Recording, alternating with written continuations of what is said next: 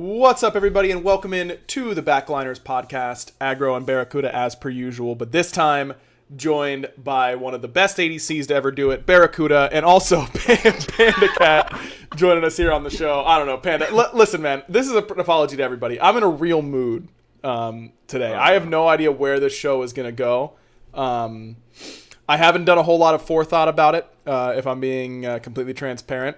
But I felt that was best because we're going to be talking ADCs today. We've got two ADCs on. If we all had ADC brain, I thought that we would all be on the same page, you know? Yeah, sure. I mean, I agree. I think that's a great idea. Excellent. We should do this every episode.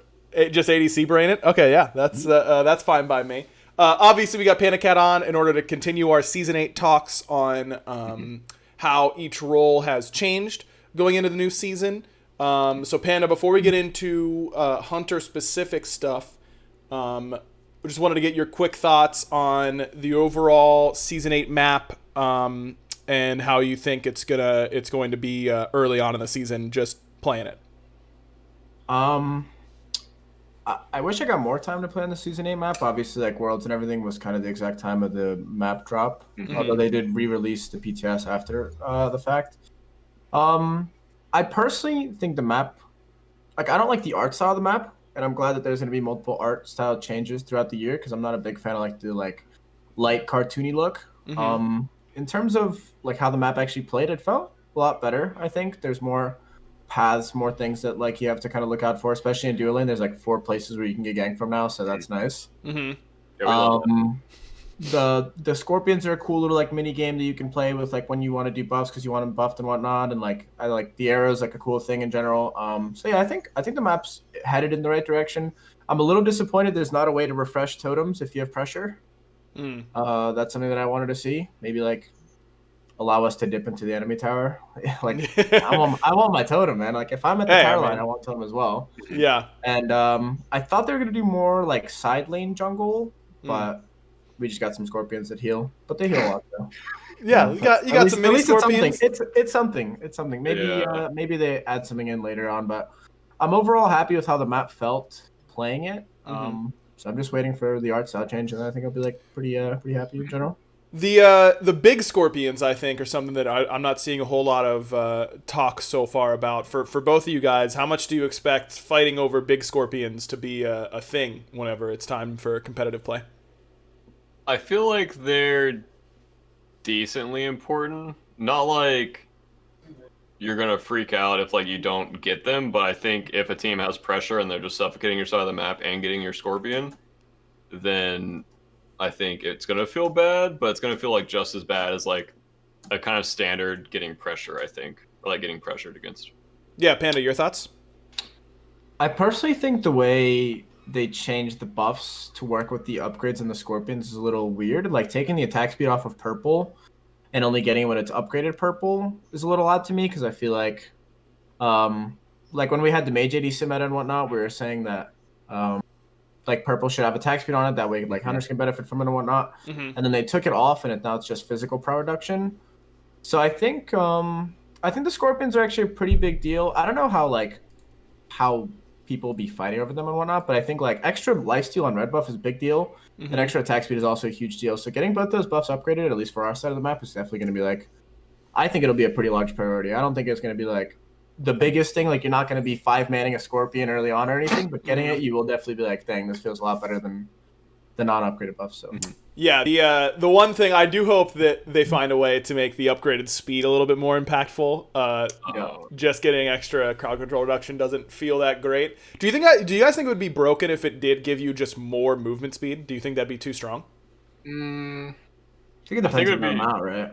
Yeah, I think movement speed's a really fragile stat, and it's been like a fragile stat in Smite forever. And I think it's just always on the line of like being OP, because like, I mean, back when speed buff gave you a lot of movement speed, and everyone complained about it, and they nerfed it, and then there was Teleria Boots meta and Bumba's meta. Like, I don't know. Every meta with a lot of movement speed, and it's not fun. So I think you should just keep speed buff bad. That is fair. And I mean, that is a side lane opinion.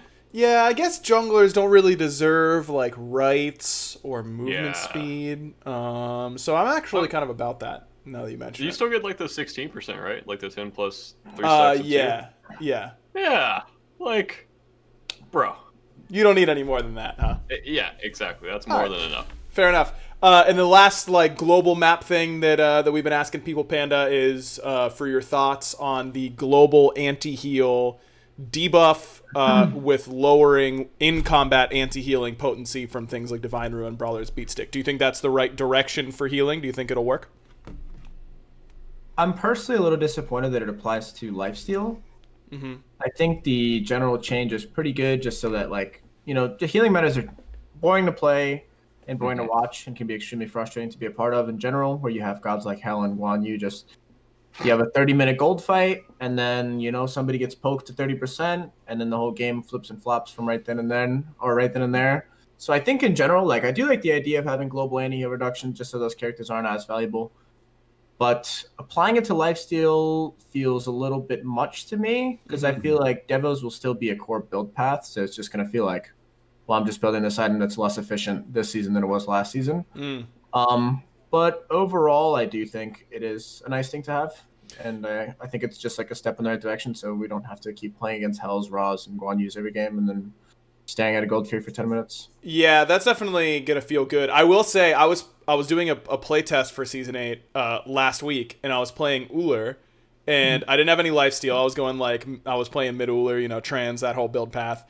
And I'm full 6 items. I go into the jungle late game and go in axe stance, and I was healing for like 60 in auto or something. And I'm like, what is going on? Yeah. And then I was like, oh yeah, like that's actually a huge deal for characters like Uller, who like normally you could pop into the jungle and like full heal from a camp. I was not full healing, to say the least. But hey, that was my only playtest win in all of last week, so I'm not going to complain too much about how it felt. All right, let's talk starter items here, fellas, because the hunter ones, I think you guys have a lot of interesting options, but I don't know how much diversity we're going to see right off the bat. We'll start with the one that everyone was very excited to see come back, which is Death's Toll. Typical what it used to be. You just get flat health and mana for hitting an enemy with a basic attack that includes minions and all that kind of stuff. There is some scaling to it. It's plus 1% of your max health on the health and plus 1.5% of your max mana on the mana's end. How good do you guys think Death's Toll is, and do you think it'll be picked up? Barra, you can kick us off. I think it's pretty sick, but I can't tell in actuality how sick it is if you're still building like the Devo's path. And when I built it, I felt like I had infinite health and infinite mana, but when you're against like, I didn't do it like any in-houses or anything like that. I just did like casuals, and I couldn't tell like, because it was just kind of annoying because I was kind of just winning every game, like regardless of build, regardless of like. Yeah, so annoying for you, Barra. Yeah, it's so annoying. It's Like, so good that you just win every game. I wish. You can't actually test things if you're just winning. Like, I don't know, all the starter items feel really good. Like, just baseline, they just feel really insane. Except for Bluestone, I think that was like my least favorite, I would say.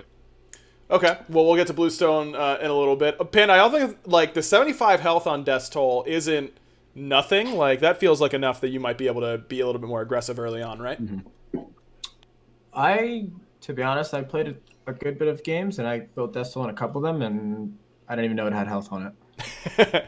So I guess not. It's pretty negligible. Well, in general, my personal thoughts on Death's Toll is that it's a little bit of a bait. Like it can be good on some characters, but it's not like the meta we saw years ago where Death's Toll's like just must buy. I think it'll bring some characters back to. Let me know if I'm lagging. I'm good.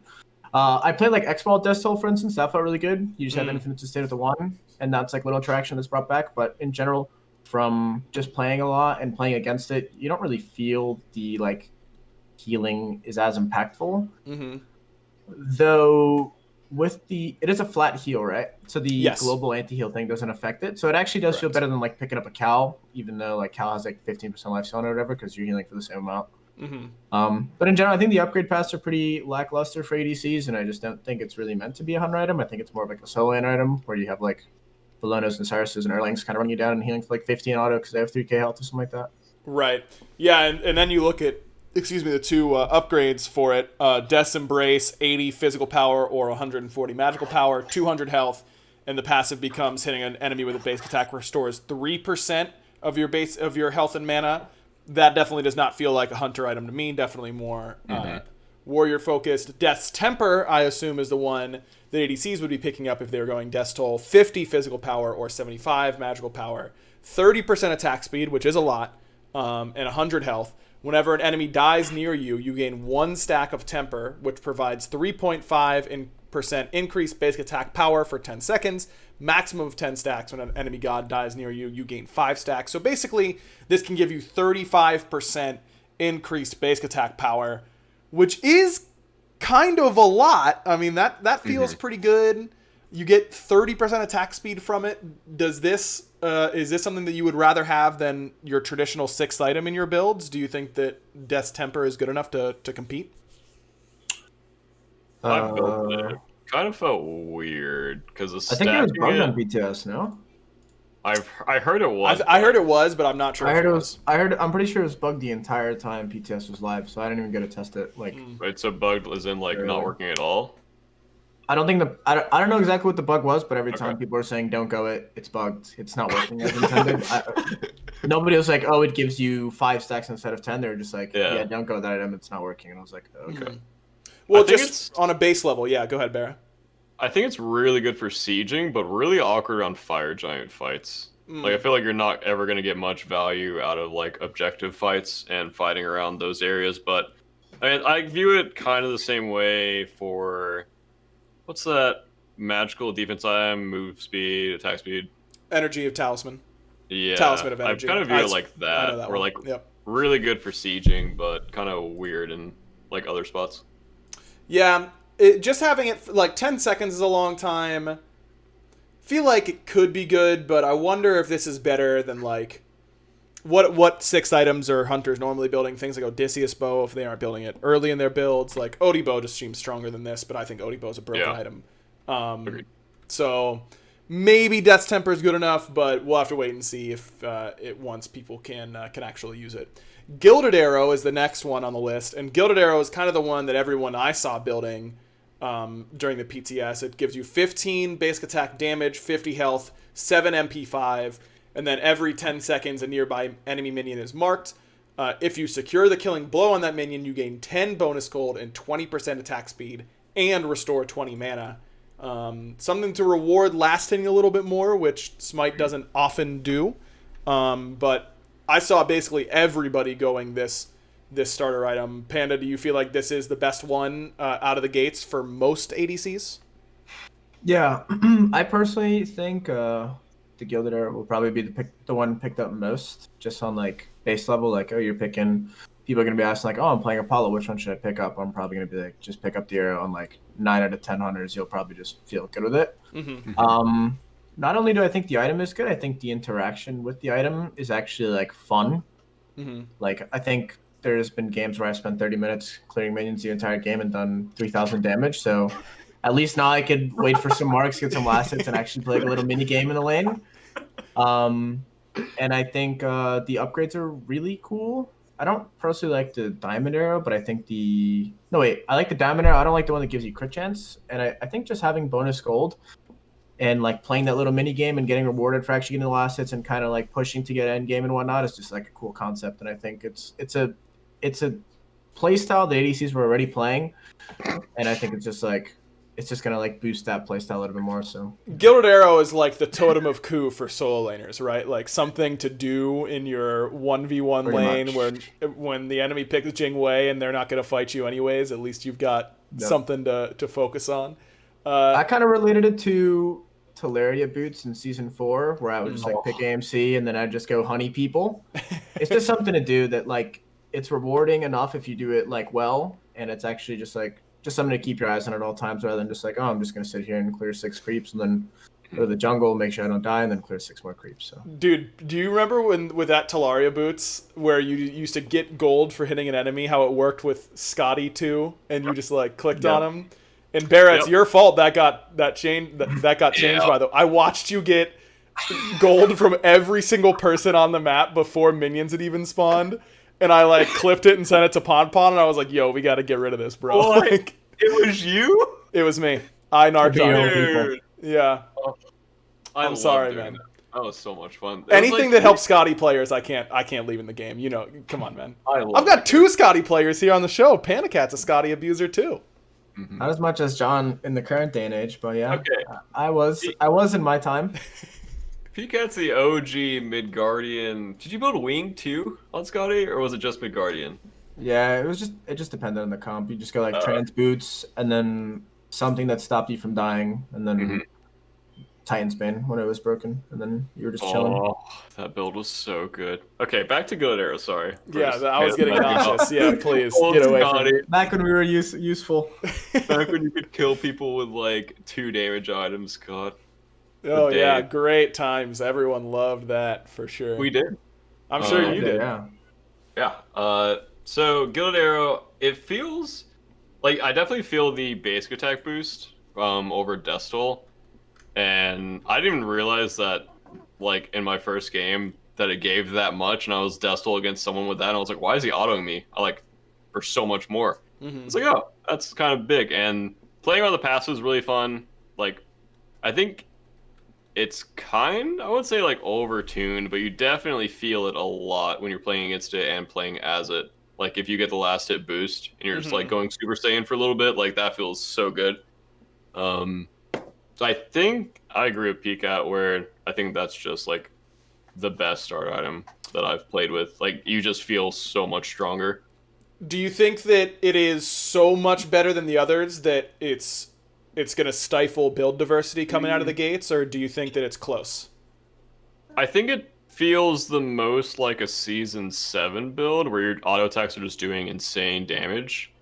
And I think it's going to take a bit of testing for people to kind of branch out and kind of like find the strengths of others, or if they're just literally as weak. I would say like as weak as they felt, but that one's definitely felt the strongest to me as well. Yeah, Panda, you were kind of shaking your head. You don't think it's so much better that the others aren't competing? I don't think so. My initial concern with the item in general was like, if I don't go this arrow, am I going to be like 600 gold down at 10 minutes or something like that?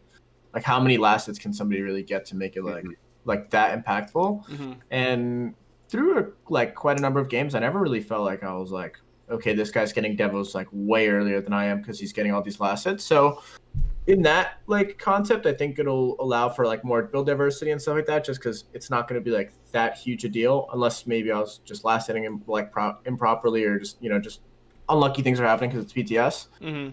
I think it'll be better. It'll definitely be picked up more the majority of the time, but I think there's going to be scenarios where the other starters will be just as good, if not better. So I don't think it's just going to be like, all right, load in, diamond arrow, go run to base, whatever, or run to lane. Right. Like load in, look at their comp. What are we trying to do this game? What am I playing against? Stuff like that, and then you kind of choose from them and go from there. Sounds like the ideal situation. Let's talk about the upgrades then. Diamond arrow, 80 basic attack damage and 100 health. Passive is very similar. As per usual, the starter items, there's one that just kind of enhances what the starter item did in the first place, and one that's a little bit different. This one just enhances, so you gain, whenever you kill an enemy, you gain 10 gold and 20% attack speed for 8 seconds. This stacks up to 3 times. They don't have to be marked. There's no cooldown on this. You get 10 extra gold per minion that you kill. Does that matter? Because you have to be level 20 in order to be buying this item. Could you see a world where you're prioritizing going diamond arrow, and in a special, like in a game where you're really trying to get to a 3K pot and selling your boots as well? I mean, does that part of it matter? Because I've heard a lot of people talking about that. Honestly, I'm not sure. I feel like I'd buy that if I was like split pushing, but if I'm just like going to a fire giant standing there, then probably not. Yeah. Panda, what do you think? I personally think the meta is going to be shaped more around like everyone slow down, everyone farm, everyone upgrade their starters and whatnot. And I think getting that diamond arrow before, like, I mean, I don't know how the experience is going to go, but there have been times this season where I've been level 20 when their supports were level 12. Right. And if you can get that arrow online and kind of hyper farm and get your 500 pot, your 3K pot, and then enough gold to get your 6th item with your boots done, like that can be sped up pretty exponentially with the arrow. And I think it will matter for sure, because there's a lot of times where you're like, oh, I'm like this close to getting some items, right? And if you consider all the gold you're getting as soon as you upgrade that arrow, it'll just kind of push those items into your build a little bit quicker. Yeah. But granted, like John said, if you're just going to be staring at a fire giant fight, obviously having a passive that stacks off of minions / god kills isn't going to be as effective as something that's immediate, right? So, yeah, but if you kill, like, if one of their frontliners ints and you get 60% attack speed, like, instantly, that is a huge buff. Oh, you get that? Yeah, you get, if you kill a god, you get all 3 stacks of the attack speed and 30 gold. Yeah. 60% attack speed is kind of it's a lot. Nutty. It is also worth noting, though, that, like, 80 basic attack damage is a lot of basic attack damage, but for gods like AMC or Uller, a little bit more ability-based hunters, not getting any actual physical power off of this item does hurt their scaling a little bit. But I don't know if it's enough to notice it, because then your autos are going to hit like a truck kind of either way. But go ahead. I agree, but I think with like gods like Uller and AMC, you can also argue that you can just go a full power build now, and then you have 60% attack speed if you kill 3 creeps in a full power build. Yeah, that seems good to me. Yeah. So you have like 400 power, and you're also like 2.1 attack speed on gods that don't usually get that high with those builds, right? Like I think I did an Uller build, and I did like the whole trans mace like shebang, and I got to, I think it was over 2 point something attack speed with full power. So I'm autoing for like 465 or something like that at 2.1 attack speed. If I kill 3 creeps or 1 god. So I think, you can argue that it'll feel bad because it's not power, but it also allows you to go full power and then forget all the attack speed and then get it. If a fight breaks on, you get a pick, you're just going to feel insane. That certainly would feel really, really, really good. Though not going Bluestone on Uller, like, kind of inherently feels wrong to me, because, like, it makes your combo feel so good. But if you're not, Uller is like such instant pressure on the map already that you kind of don't need Bluestone to provide early pressure, and then having something like Diamond Arrow come in and give you late game potential, and your kit kind of already won you early game, it kind of makes that character a little bit more well-rounded, and a little bit less all-in early, which could be cool for him for sure. And then there's Ornate Arrow as the other option. This one's only 60 basic attack damage, 150 health. All sources of gold gain are increased by 20%. For every 100 gold you have, gain 1% attack speed and 0.8% critical strike chance, up to a maximum of 25 stacks. That probably is going to end up being like 20% critical strike chance, though I'm not a math guy. That's just what I assume that number means. This kind of like gives you Fafnir passive in the late game, which means that your 3k pots both feel really good and really bad whenever you lose all these stats. But with a 20% increase on all gold gain, maybe it doesn't feel so bad. I built this on Apollo on like a full crit build, and it felt cute, but I couldn't actually tell like how effective it was, because I didn't want to buy anything in the late game, which is just weird in itself. Like, I didn't want to buy like wards or like 500 pots or like a 3k pot, because I was just like, I'm just hurting myself. Like, this is just a weird trade-off, and I couldn't, like, I'm not a math guy, so like I'm obviously not gonna know like if the 500 pots worth, or like the buying wards, obviously like that's not worth. Dude, you need Quintosh in your ear telling you that you can go, you can buy a ward if it leaves you with 1,300 gold, but as soon as you get below that, it's horrible. It's not worth it. That's what you need. Yeah, I don't know the efficiencies on the item either, so it'll just be like a play it and figure it out kind of deal, I think, unless somebody goes to like Reddit and is like, oh, as soon as you break 1,200 gold, you should stop. It's like, okay, I got it. Thank you. Calling all Quintoshes and Flare Boots of the world to teach us when Ornate Arrow is good. Or and just any Twitch chatters, Or they know a lot. Any Twitch chatters, yeah. Sometimes. That too. All the time. Yeah, Twitch chat brain, very notoriously reliable here, fellas. That's where I get all of my information. All right, let's talk Leather Cowl, because I think this might be my favorite starter item from a design perspective. I think it's really, really cool. It's 700 gold for 15 physical power, 10% physical lifesteal, and 5% attack speed. While you are near an allied god, you gain 10% attack speed. While you are alone, you gain 5% movement speed. How has this one felt for you guys? Because it gives more physical power, I think, than Death's Toll, and has a lifesteal on it. Yeah, it is more physical power. And then the passive a little bit more unique. Panda, how have you felt about leather cowl so far? I agree with the whole design perspective being really cool. That whole like when you're alone it does something, and when you're with people it does something else concept. And I think it's a it's a very just like strange item in terms of like we've never had anything like it, right? You don't have like movement speed when you're next to people, or when you're alone and then attacks when you're next to people. I think the item would actually be very good, like really good. I think it'd be way better than Arrow if the global anti-heal didn't apply it to lifesteal. Because there were games, I think I was like, okay, you have lifesteal on the cowl, so I'm going to skip the devs, right? You don't need the lifesteal from devs now. And then I ended up getting boots, and I think dominance was like my first item rush, or like berserkers, and I was lifestealing for 12. Huge.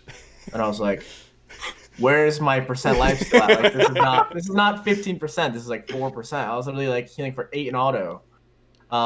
Pretty good. So I think, I mean, maybe you can just go devs and then double up on the lifesteal and it'll feel fine. I personally was like approaching it a different way. I was approaching it out of a matter of like, I'm gonna go cowl if I want a different first item than Devos. For instance, Berserker Shield. If they're like heavy dive, I can go Berserker's Rush, and then I'll have some lifesteal from the cowl.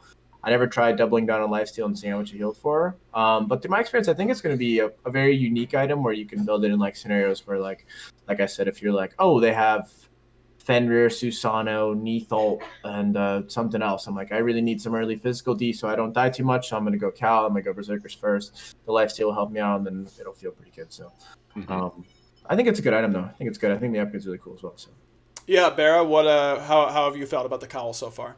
I was really bad in lane with it because it didn't have mana sustain, and I like burned through my mana like I had Hunter's Blessing, and I was just like, oh, like I casted like 4 buttons and I'm oom now. Okay. Yeah. Okay, can I just say, Hunter's Blessing was a crutch, all right? It had too much MP5. It had too much. it did. All the ADCs got all of a sudden this idea that we could just spam our buttons. I hear soul laners complaining all the time about not having blue buff playing like Zhong Kui, and I'm over here like I'm playing Zhong Kui in mid with no blue buff all the time. Hunters complaining that they don't have enough mana all of a sudden. I'm not coming at your guys' throats. I know that you are the finest ADC brains that we have in the Smite Pro League, but I agree.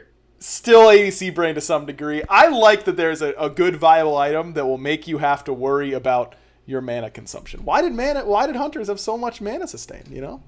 Yeah, I do think infinite mana is whack for sure. Yeah, I agree. And Hunter's Cowl is fixing that for us. But Barra, besides being out of mana because you don't know how to manage your mana pool at all, how did it feel? Didn't have MP5 on it, dude. Like everything has just like given. So us you're telling me MP5. that you can only pick up Hunter's Cowl if you know your soul laner is going to be getting coup for you all the time. All right, well it's on the soul laners. You could just guilt them every time too. Like Yeah, if they're not like, getting it, you just be like, oh dang, I don't have enough mana. Maybe we could have killed him here, but right, like man, I man. only If like only Hunter's there was Cowl would have been something that gave so us, like, good here, but I'm just some global mana. I was just really counting on coup all the time. Like I don't know, it's fine. I guess in that matchup you just don't get coup. I guess that's what it is, you know. Like, Yeah, I guess we just don't get coup. You gotta say we, so it's Again. not toxic. Right? Yeah. We just don't prioritize coup like other teams do, you know. Can you Also- remind me which one of this wasn't Hunter's Cowl more expensive or something like that? Because I remember some starters I was leaving and I had like 1 health pot, and then some starters I was leaving and I had 3 health pots, and I was like, wait a second, something's like. So not right on the initial Season 8 patch notes, this is not the updated version, I don't think. Destol, Gilded Arrow, and Leather Cowl are all 700. They were okay. Yeah, so they all are the same right now. That may have changed during PTS. I But want to say I ran into the same thing PandaCat did, but again, ADC brain. impossible to say. yeah, rough. I'm positive there was times I was leaving base with like 1 pot, and I was like, this is not gonna feel good if I like get poked or something. Right. It's gonna be there, dead. Is it? I didn't get a chance to play with Leather Cowl at all because I avoid ADC like the plague. Is it jarring whenever your support like leaves the middle of you clearing a wave and all of a sudden you're down 10% attack speed, or does it not feel that bad? Not really. It didn't feel like too bad. The movement speed felt really nice, honestly. Like running around Cool. the map. But That would be funny if you were like running away from someone and you were about to live, and then your support like blinks in range and you lose the movement speed, and then you die because of it. I know that's gonna happen to somebody, and I'm excited about that. That's gonna be funny for me. All right, time for Hunter's Cowl, because it is the upgraded version of the leather cowl. 60 physical power, 15% lifesteal, 20% attack speed. While you are near an allied god, you gain a 25% attack speed aura, so it's not just for you. And if you are alone, you gain 10% movement speed.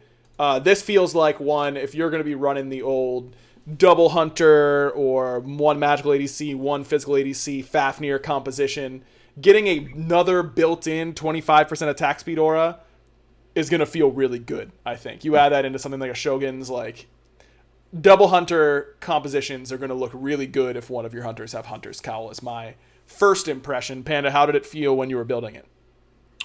That upgrade feels massive for sure. Like getting that upgraded from your little like baby cowl, you're like, oh snap, I'm doing work now. Especially because it's a lot of power and the movement speed. Like when you're leaving base and you're zooming, because you have the pyro buff at all times now, right? Mm-hmm. From the base of the pillar, and then you leave your little door, you exit the door, and you're still moving like super fast. It feels great. I didn't actually get any chances to play with like a double hunter comp or anything like that, or I never played with like somebody else had it. Like somebody had it and I didn't have it, and I was like, whoa, this feels really good. I'm assuming it's just gonna feel great there, because I don't know how many times I've built something last season. I was like, yo, Mike, can you throw Shoguns in your build maybe? And he's like, oh no, I have all these items. I'm like, okay, it feel pretty good. So now we'll have our own variant of Shoguns that you can actually go, and it'll feel just good play game most likely. Yeah, I mean, when you're grouped, you have 45% attack speed from this item, which is a preposterously high number, it feels like. But it does make things like soloing gold feel a little worse, because you just lose 25% attack speed if you're kind of splitting off. But I don't think it's going to be enough to make me not want to pick up Hunter's Cowl, Barra. Mm-hmm. I haven't built that item, but I mean, on paper, I think it sounds really good and will be good for competitive play. Yeah, it's going to be good. How about Leader's Cowl? Because I don't know exactly who's supposed to be building this, but I think it's sweet. It's 40 physical power, 300 health, 15% physical lifesteal. For each nearby friendly god, you gain a stack of Outnumber. For each nearby enemy god, you lose a stack of Outnumber, and each stack of Outnumber provides 3% increased power to all nearby allied gods. Do you think you could, like, is there a situation that you think you'd be building Leader's Cowl instead of Hunter's Cowl, or is this more for someone not you? Maybe in like a grouped fight where you're just not diving and I don't know. It sounds really awkward to build. Yeah, I just don't know who this is for. Because if you're 5-on-5, this doesn't give you any stacks of Outnumber, right? You have 0 stacks. How big's the range? 55 units. So like an auto attack range? Yeah, basically? 55 is basic attack range. I guess, dude, I will say, if someone if someone trolls and like a soul laner blinks into your whole team, they're the only one around, you and your boys are getting 12% increased power, or I guess it'd be 9% because you can't have yourself. Do you count as a stack of Outnumber? That's the question. Probably. I doubt it. Yeah, probably not. But so you and your boys all have like 10% extra power basically. That's gonna feel pretty good. But other than that, I don't know. I don't really know why I'd go this instead. Yeah, I was about to say, it might be too situational to say late game unless you're like playing with like a specific like objective burn strat, maybe? Yeah, could be. Know. All right, let's talk about some of the other starter items that aren't specifically made for hunters, but can certainly be used by hunters. Bluestone. How do you guys feel about Bluestone Pendant? Are there any hunters that you would think Bluestone is better than going something like Gilded Arrow or the leather cowl? I played with it on Neath. I went the full power pin build, and I just wanted to like see how much damage like a late game Neath would do with new builds with new Bluestone. And you hit for like 1k with one of the upgrades, like whatever. There's like percentage health one. Then it felt pretty good in lane, but yeah. I don't know if it'll like run the lane, but I think it's decent. I mean, AMC with Bluestone was once upon a time pretty pretty hard to push out. Panda, how about your thoughts on Bluestone? I think I only got like a single game with it on Uller, just because like that was like the go-to god. Like, oh, Bluestone's back as Uller OP again, and I want to say I think it felt fine when I played with it, but I don't think it's going to be as hype as we remember it being once upon a time. Yeah. I think through like some testing and whatnot, we might see it built on gods like AMC and gods like Uller, but it kind of feels like the characters that are going to be building it, if they were the characters that would be building are going to have pressure by default, like Uller and AMC. So it's like, why don't I just go a better start item like the arrow or something like that, and then just have pressure no matter what. It might be worth. I don't know. Maybe people will buy it and then sell it instead of upgrading it. They'll just sell it. Like, oh, it's done its job. Let's get rid of it now. Let's just go like another item, Heartseeker or something for instance. So. Yeah, I think that could work. And then there's the 2 upgrades for Bluestone. The one that BaRRa was talking about, where you just deal 25 plus 7.5% of their current health over 2 seconds, max 2 stacks as per usual. Then there's the one that I think that is more geared towards ADCs, which is Corrupted Bluestone, which is then a red stone in the icon. So that one always throws me for a loop. But enemies hit by your damaging abilities take an additional 75 damage over 5 seconds, and reduced enemy attack speed by 10%, max 2 stacks. For every enemy afflicted, you gain 15% attack speed up to a maximum of 5 enemies. So you could be hitting a fatty Medusa ult and getting a lot of attack speed from something like this, or AMC Honey spreading through the team fight would give you an insane amount of attack speed. But is that good enough? Like, what do you think that just on paper this item? Do you think it could compete with some of the other ones we've talked about? I haven't built it, but it sounds fun to test out late game. Not sure about actual viability, but I mean, if PandaCat is autoing for 400 late game and you can build like a build that's full power pin plus get a lot of attack speed, that would probably feel pretty good. Same with like the full power pin, then you throw like an oboe in there. People were doing that like last year and year before. So I think any build like that's always scary for like the pressure, like AMC Ullers. But as far as like actual viability, not sure, but I think it'd be fun. Yeah, I personally didn't get to test that variant out at all. Like I said, I only played like one game, and I think the game ended before I hit 20, or maybe I just went the wrong one without reading it. I think it'll be interesting. What's wrong with my camera here? No, you're good. There you go. There it is. I think it'll be interesting because we brought it up before. In games where it's stalemated, it's obviously going to be too hard to tell from level 1. Like, you're not building a starter because we're going to be like, oh, at 30 minutes, we're going to do the fire giant dance, right? But if there was some way to kind of predict that, maybe if you just like look at team comps and you were to assume games would kind of go that way, it sounds better than having like a diamond arrow or a death toll where you need kills / minion kills to actually be effective, right? For instance, if you're AMC and you're just dropping honey and gaining 45% attack speed just by default because people are walking at you, it's better than like, oh, well, I would be more useful in a lane than here. So maybe it'll be useful then. That does sound pretty good though on paper, just getting all that attack speed. Like I think like gods like AMC will probably be able to use it the best. Other than that, you're not going to be getting like 5 steal. Unless people are stacking up, you're not going to be really getting 5 stacks of it, right? On any character realistically. Right. Or any ADC realistically. Like you're not going to get a 3-man Uller 3 and then a 2-man Uller 1 or something like that. Hey, I mean, it's possible, but that time you're probably just winning the fight anyways if you're hitting all 5 people with Uller. Yeah, I would hope. I would certainly hope so. Your team's dropping the ball if you aren't. The other one I saw a lot of, Manikin Scepter.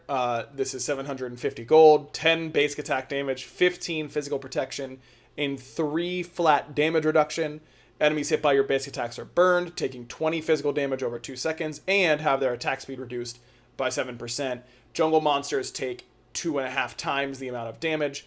This can let you invade pretty well. It's kind of thought of as the most aggressive option that you can go for right now in any of the lanes. Have you guys tested any Manikin Scepter in the duo lane, Panda? I did. I tested it on... You're good. I tested it on Izzy because people are like, go Izanami, her auto attacks are going to burn, she's going to be more useful. And then I was autoing people and my Manikin Scepter is proccing for 4. Yeah. And I'm like, yeah, this feels crazy. I'm autoing for 56 instead of 52. Yeah.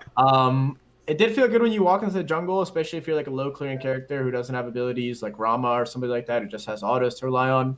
Proccing the camps for like an extra 40 or whatever per second is obviously really nice. in general, it just seems more of like a solo lane boxing item to me than like an ADC boxing item.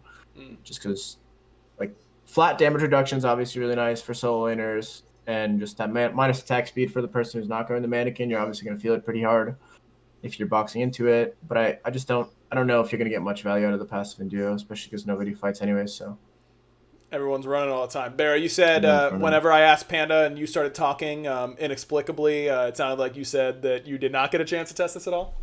I don't remember talking during that question. Oh, well, it happened. You can watch the VOD back. It's fine. That's weird. No, I've not played with it, and I've barely played against it, so I have like barely any experience with it. Fair enough. The one upgrade that I think that hunters would go if they are going Manikin is the Manikin Mace, which is 50 basic attack damage, 100 health, 30 physical prot, and 8 flat damage reduction.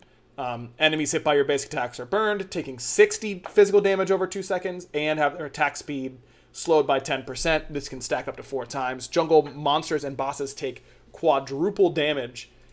This might be like actually kind of nuts for burning objectives, I feel like. I mean, taking 60 times 4 damage and just slamming on a fire giant, like, I feel like that could be kind of good. That is a lot of damage. So, I'm not gonna lie, I think myself and probably many other people misread the description. For some reason, I kind of thought I was just gonna be doing quadruple damage to objectives. No. Like, not the Manikin proc. I thought instead of hitting for 200, I'd be autoing things for 800. Do you think that would be good if it did that? Do you think? Yeah, I was like, people would buy that? There's no way this is good, right? Like a Merc is gonna run into Fire Giant Pit, auto Fire Giant for 4,000 and 2-shot it. But would you say, like you and a lot of people, is that like only ADC players? Or... No, I think I heard people saying like surely this is gonna be broken. Like for instance, Mercs. Like I heard, I think it was like Ben talking. He was like, I'm gonna go Merc, I'm gonna go crit, I'm gonna build Manikin Scepter, and then I'm gonna auto Fire Giant for 4K. And I was like, dude, that is broken. For sure, don't like. Hopefully that's not how that works. Throwing your teammate under the bus, man. I'm that sure is there's tough. some other people who read that and they're like quadruple damage. Like, okay, I'm gonna be smacking this thing. Yep. I mean, you will be smacking even with only quadruple damage from the Manikin proc. I mean, that's still like it's a still solid... good damage, like an extra auto, right? Every single time. Auto. Yeah, absolutely. It seems good. But does that seem like you don't get attack speed from it? Maybe on hunters that don't need the attack speed as much, someone like a Rom, who has a pretty strong attack speed steroid already, maybe you could use this and be a little bit more objective minded.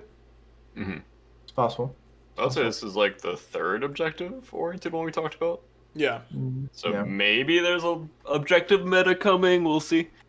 Yep. We shall see, indeed. Okay, let's talk about one of the new items. There aren't too many new non-starter items, but Hunter's got one called Dominance. It builds from Charged Morningstar, which is the same place you can build Transcendence and Heartseeker. It's 2,500 gold, 55 physical power, 200 mana, 20 MP5, 10% physical penetration. Your basic attacks benefit from an additional 10% physical penetration. How do you think this changes how ADCs build? Because Atalanta's bow also lost 10% physical penetration, and Executioner gained an extra stack on the maximum end.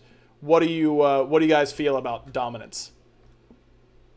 It felt weird to fit in my build sometimes, and I didn't know exactly where to get it and when to get it, because sometimes I felt like I was like lacking attack speed in it because it feels like a Titan's Bane for auto attackers kind of, and I don't know, it felt weird to like build, and I don't know exactly what build path you would go with it. I don't know. It's just a weirdly sad item. I think it's good, but I'm not sure exactly where or when to build it. I'm kind of on the other side of the spectrum. I kind of think it's a must build in every build. I'm kidding. I think all the starters have so much like extra attack speed randomly put on them that you just have enough. Like for instance, if you go Arrow, you can go Devos, Boots, Dominance with Arrow, and when you get those last hits, you're really feeling like way better than you imagine. I think the biggest deal is that Atalanta's is kind of gone for good. Like last season, I know myself and a lot of other people are like, you get to that 5th item, and you're like, well, I can go Atalanta's here, or I can go Failnaught, or Berserkers, or this, or this, or that, and you just kind of like really want one of the other items. We're like, oh, I really need the pen.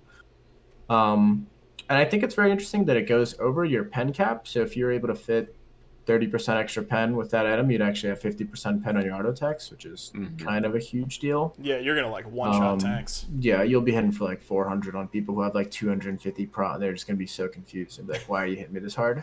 Yep. I currently think the build path will be Devos, Boots, Xe Dominance, Berserkers. Cyclone and I talked about it, and obviously it's not meta or anything, but it's what I think is going to happen. But I'm still looking for ways to put like Kins in the build path, Oboe in the build path, different things, because it does feel a little bad. Oboe I think is like the strongest ADC item in the game, and I can't even put it in a five slot build path right now just because there's so many items that I feel like are core with the starters being the way they are. So Yeah. All in all, I think dominance will probably be built every single game once people figure out like item spikes and whatnot and build path spikes and things like that.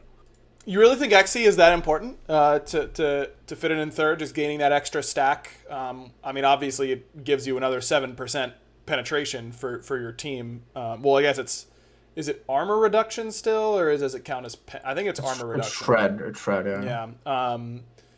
It really didn't get built at all except for Sino in the jungle on like Osiris and Erlong Shen and that kind of stuff. You think the one stack goes from we don't see it from ADCs really at all to a must buy?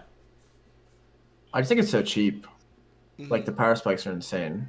From How like much is it? 2,200. Oh, it stayed the same. Yeah. Okay. It does feel a little whack when you just need auto a lot to get it like online.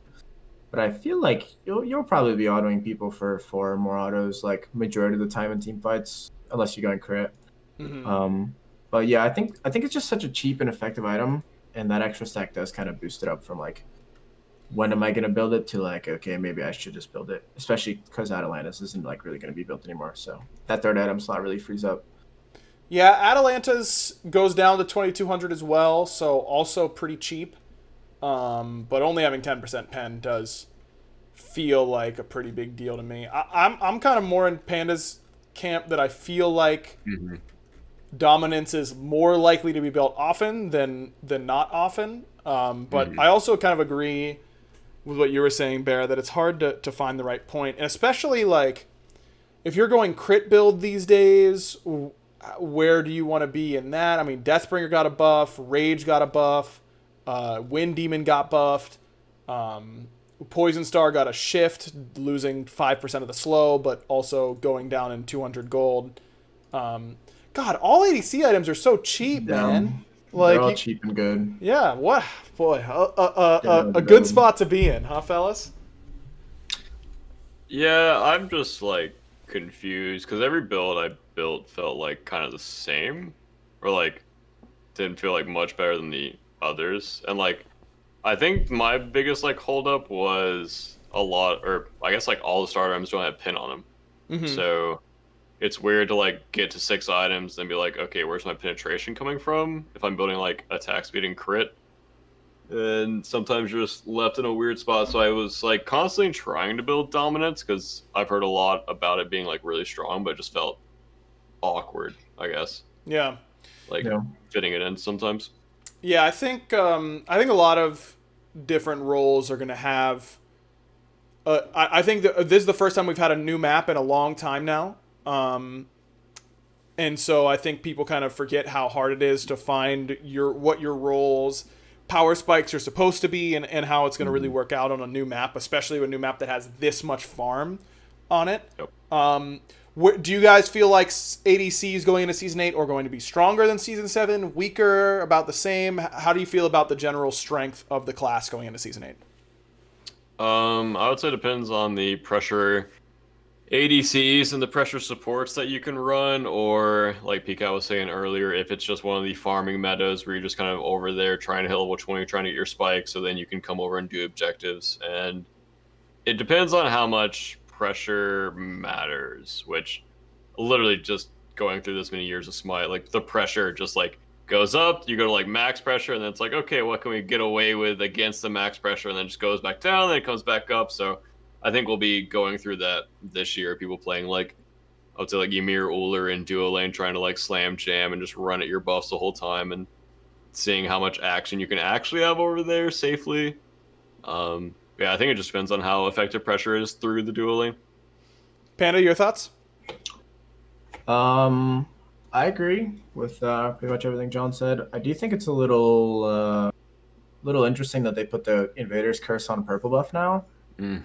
So, like for instance, Barra and Jake run a purple buff a lot. So those pressure picks are going to be from experience. Yeah, you guys run at that buff a good bit. I just have Jake Ymir with 17 health pots at that first purple, and you're like, well, what do we do? But that being there will kind of solidify you going straight to lane and whatnot. And I don't really know how like the level 2 power spikes are right now. I've hit level 2 I think almost every time if you did like the red to purple to wave start. So yeah, I think pressure is just gonna be a thing. Like pressure is just always good, right? Yep. It always comes back to it. It always is just like, why don't we just go more pressure than they go? Yep. Just put them in their tower line and just like steal stuff. But no, I don't really know how strong we'll be throughout the early game. I think losing Hunter's Blessing is actually a big deal. I think it was like one of the biggest items that even made ADCs like really strong from those like 1 through 10. But I feel like around that third item slot, you'll be feeling like pretty good, especially if you're ahead. I just feel like you're just gonna be smacking. If you go like dominance or something third, you're just gonna be in for like a million. You're gonna be healing for a lot. You're gonna feel pretty unstoppable.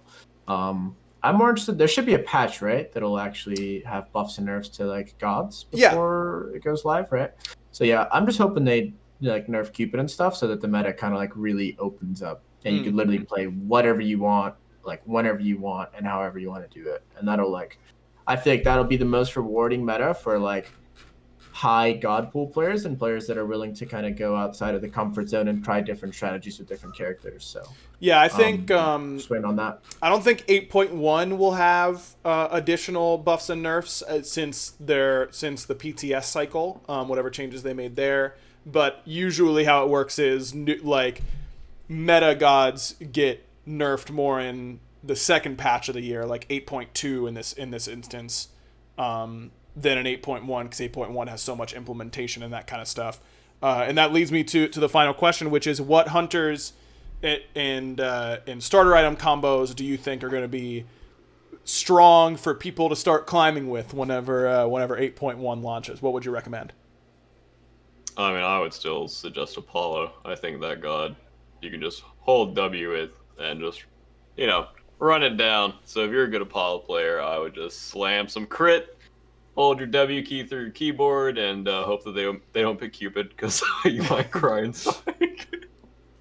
I think it's gonna be Cupid still, man. Yeah. Until that guy gets nerfed, like he is so hard to play against. He literally counters like literally every single ADC matchup. Yeah. Pressure, you heal through everything. You have passive attack speed. You can go whatever build you want on him. Like until that god's just removed from the meta somehow, I feel like if you're a low-level player or a mid-level player or even a high-level player, and you're like, oh, rank's coming out today. What ADC do I pick? Pick Cupid and just run it down. Also, if you need to learn how to play Cupid, just press 4 on cooldown. It's not hard. Literally just 4, you're like, yo, their ADC's ult's down, and I'm still way more useful, so let's get on in there. So I think Cupid until he gets nerfed. Kind of wild that like a year ago, Cupid was like, playing Cupid was like a meme in the pro league, and then I mean he got a lot of very strong buffs, no doubt. Yeah. He got a lot of really really strong buffs, but he went from next to no play to like the best ADC all year pretty quickly. Rom was kind of the same way. Rom like before last year hadn't seen play in a while, I felt like. And then he was brought to prominence once again. What ADC that we haven't seen in a while should get buffed to the sky next? Artemis. Okay. Artemis metas are kind of lame. Yeah, I was gonna say like Artemis, there's like AMC, but they're just lame characters to have in the meta. Like they're just super aids. Medusa is also like, actually, when was the last time we saw Medusa, dude? Like it's been a while. 3 seasons ago. Dude, her scaling is nuts. Like if you can get to full 6 items on Medusa, her one just like one taps people. Dude, but her dash is so bad. Like, yeah, Barra once told me, Barra and I were talking about how to buff Medusa one time, and he said, make it so your dash like is smaller. Make her dash harder to hit. And I was like, do you have any idea Somebody said that what yesterday as 90% of the player base would ever say if we get, yeah, we buffed Medusa by making her dash harder to hit. Like, everyone would hate us. A solo laner can be like here, and I have to look all the way over here and try to dash this way. And I hope that dash works out. Because, like, I mean, back in the day, literally no one blocked Medusa dash, and now every solo laner is literally just standing behind you, out trading you, and you're just like, okay. Nowhere to go. Dude, okay, here, I got it. Here's who I want in the meta for next year. I want a Chiron Kernanos dominated duo lane. Thoughts on that? CERN is fun. I think he's one of the fun aggro picks, but not as like suffocating as the other picks, but fun to play against and fun to play as. Chiron's cool, dude. Why does everyone hate on that guy? Chiron's sick, dude. I love Chiron. Thank you. I love Chiron. He's cool, but he just dies so easily in duo. I feel like in mid you can like play a bit, but in duo you just, if the jungler comes over, you might as well like not play the game. Bro, what if I just started? What if I just started season 8 playing only Chiron? Oh yeah, you get a res every time you get ganked. Yeah, if you're good enough, just yeah, exactly. Yeah, you just gotta give him the opportunity. What? And I did want to ask before we go, Danzaburo, everyone's talking about how OP he is, all that kind of stuff. I don't see it. I think he's obviously good, but I don't think that. I just think that he is. If I'm playing jungle and the enemy ADC locks in Danzaburo, that is literally the easiest gank every single time. Because his ult is so easy to body block, and once he ults, you just like step in front of it and then he insta dies. Do you guys feel like Danza's like super broken? Because that's what everyone seems to think. I think he's good against the casual player base. And I think he's one of those characters that feels really suffocating for casual players to play against. I think he's also very good from ahead, but if he ever gets behind and he, like you said, just like starts getting spam ganked, then it feels really bad. Yeah, I view him as a Apollo 2.0 in a way, where you've kind of just got 3 abilities to work with if you're getting engaged on. Mm-hmm. But if you're in a position where you could like openly use your rocket aggressively and whatnot, or if you can kind of like see where ganks are coming from and you could rocket out, like that thing covers distance. So it moves. If somebody's like, yo, Barra, there's a jungler probably going to gank you, and you can cover just enough distance where they can't block it, you're just gone. You know what I mean? So as easy as he is to gank, I also feel like he can be impossible to gank with the right comms and wards set up. And I think he's more of just like an annoyance in lane, just because the 2 super annoying, it body blocks autos, the leaf mode, you just like disappear randomly, and I think people are going to get really good at using it, and they're going to be pretty elusive. Yes, dude, it is hard to track people who know how to use it. No, for sure. I was playing against, we were doing like in-houses, and people were picking Danza support, and then you like go into leaf mode, and then you come back in, and I feel like I'm like looking at the table. Yeah. And I'm like, whoa. I just saw where he was. And then there's like one leaf that floats away. You're like, this has got to be him, right? And you chase it and you auto it and you're like, oh, yeah, awesome. He's gone. But I don't think he's OP or anything. I think he's going to be pretty good. I'm interested to see like how he plays in comp, because I haven't played against like a pro ADC on Danza yet. I played against one, but it was against like Vote on PTS, and I was just like, what does this god even do? Because I didn't play it enough. Vote in non-SPL games versus Vote in SPL games is a completely different animal. Yeah, that too. A completely different animal. So yeah, I think that is fair to say. I was gonna say one other thing, and now I forgot. Oh well, I lost it. Nothing you can do about that. That's the ADC Brain episode. That's what happens here. Guys, for our random question of the day, I want to talk to you about an experience that I had as recently as yesterday. It's my birthday weekend this weekend. Thanks everybody who sent me happy birthday things and all that kind of stuff. And last night I got some food with my wife and with PBM, and we got some takeout, and it was from one of my favorite restaurants, and I had so much food. I will admit that I was, doing a little bit of celebrating, so I was ready to eat, and I ate so much food that I literally thought I was gonna just explode. I've never been this full in my whole life, but it was worth it. But it was to describe how full I was. I woke up in the middle of the night last night, and I literally laid in my bed and I thought, is the first thing I'm gonna do as a 29-year-old go and throw up from being too full. Is that what I'm gonna have to do? Is my first thing. Have you guys ever had that experience? Remember the most for context, I had I split some wings with Mike, and then I got it was fried chicken is what it's called, but 2 gigantic fried chicken breasts with mashed potatoes and green beans. I had a couple beers alongside it, and then we immediately went and got ice cream right afterwards.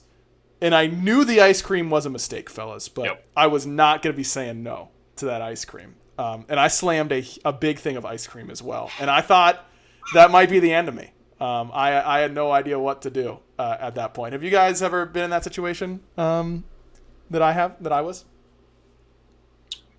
I mean, I guess I feel like it happens more often when you drink too much, not even like alcohol, like where you like drink too much water, and then you'll kind of fill up like that, and you're like, whoa, like let's say I was hydrated. I was hydrated. That's the word I'll use to describe myself. In terms of like overeating, there's definitely been times where you're like, oh, I'm so hungry, you eat all your food and you're like, okay, that was a mistake. I don't think it happens that often though. I don't know. This definitely does. This was the next level, like man. This was the next level. I'd never been to this level before. Barra, have you been to that level before? I don't think so. I feel like the only times I felt sick are from sweets and alcohol. And I don't think I've ever felt like throw up-y from just eating a lot. Like, back in the day, we would like go to Little Caesars and we would just eat a whole pizza after cross country. And even then, like, we didn't feel like we were gonna throw up, but I mean, even at like Thanksgiving and Christmas and all that, I don't think I've ever felt like I'm gonna I never felt throw up-y. I felt like I'm gonna die if I eat any more, but not like, okay, I gotta be right back. Like, yeah, I was gonna like wake up and get like brunch today with my wife, and I woke up and I was like, I can't eat, dude. I can't do it. Oh. It wasn't until like 3 p.m. that I was able to think about food. Without wanting to die on the inside. Thanksgiving's a good shout. Thanksgiving, I've definitely felt almost as full.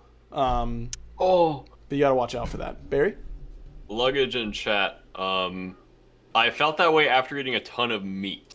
Oh, yeah, the meat sweats are a thing, baby. Bro, God. I took Destiny out for a birthday dinner and went to a barbecue place for lunch, and I had a giant, like, you know, those massive barbecue platters. Yep. And then for dinner, we went to a Brazilian steakhouse where you have like a green and a red card, and green means you get meat, and red means no more meat. And I ate a lot of meat, my guy. And I was like, I literally had to go to the car and lay down because I thought I was going to throw up and just die. Yep. And that, yeah. Dude, okay, so whenever the world opens back up, Barra, there is a Korean barbecue place. I know you and I have had Korean barbecue before, but there is the next level of Korean barbecue that we were going to before the pandemic.